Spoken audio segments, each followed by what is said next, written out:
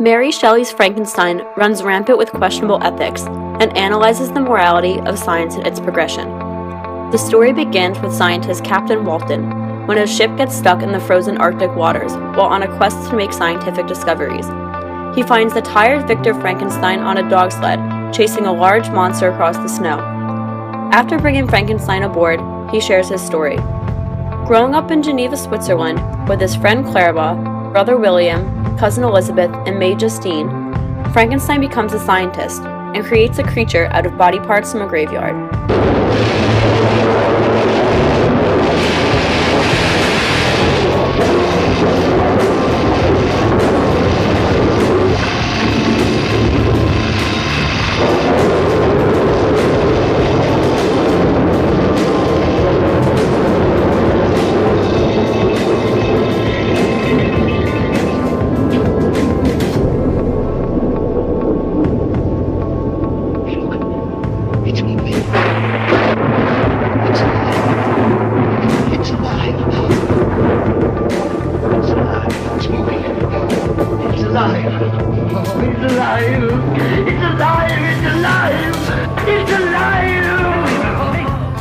He becomes so horrified by the ugly creature that he runs away.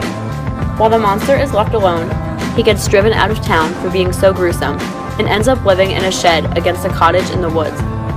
With a crack in the shed allowing him to see into the cottage, the creature observes and learns about the love and language from the residing DeLacy family.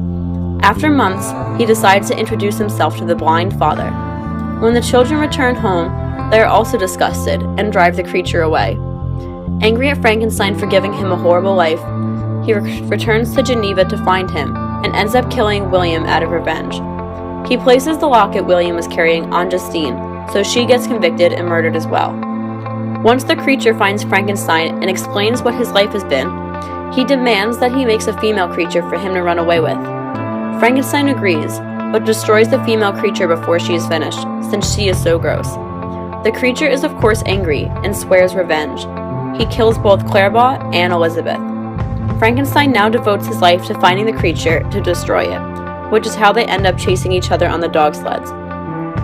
The book Frankenstein looks at many of the ethical debates we discussed in class. It exhibits two theories of ethics, egoism and utilitarianism. As far as egoism, or the I want perspective, Frankenstein creates the monster just because he wants to demonstrate his talent and knowledge as a scientist. It emphasizes the pros of this theory, such as not being afraid to try anything. As far as the cons, the monster displays the mentality of my struggle is your struggle. The monster kills all those close to Frankenstein, such as his brother William and cousin Elizabeth, so Frankenstein can experience the same suffering stemmed from loneliness that the monster does. The utilitarianism theory of ethics is also displayed in the book. Utilitarianism, or the greatest good, is when people try to avoid pain and desire pleasure. The monster exhibits this form because he does not want to kill all those close to Frankenstein, but rather be loved by Frankenstein and have a female monster to spend his time with. The monster, in turn, is seeking pleasure and trying to avoid pain. This theory, however, is emphasized by Frankenstein through its con of not considering future predictions. He does not consider that once he creates the monster, he must care for it, or that it has the capability to kill and inspire fear to others. Additionally, Frankenstein relates to Peter Singer and the drowning child argument. Singer believes that people need to take responsibility for the actions, such as holding responsibility for letting a child drown in a lake. In the novel, Frankenstein takes no responsibility for his creation. He runs away from it and lets it roam the cruel world, clueless, alone, and unprepared. As Singer would ask, is it his responsibility to take care of the monster, or is it the monster's responsibility to take care of himself, just as it is the child's responsibility to care for itself in the drowning lake? The most relevant piece of study to the novel is the idea of strong artificial intelligence and singularity. Strong artificial intelligence is when a robot or inanimate object begins to believe that they have a soul. They become self-aware and develop feelings. This is displayed in the book when the creature begins to feel alone and longs for Frankenstein to create a female creature for him to spend his time with. When robots, or in this case monsters, become similar to humans, they can overpower the human race and create a dangerous society. This relates to Ray Kurzweil's idea of singularity, or the merging of artificial intelligence and biological intelligence. When society cannot tell the difference between the two, singularity is perfectly achieved.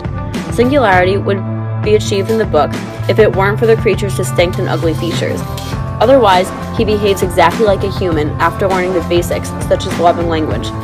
Some of the major lessons we take away from the novel are sometimes knowledge is dangerous, and scientific discovery is not worth sacrificing your life for, and also that man should not play God, such as the modern-day debate about designer babies.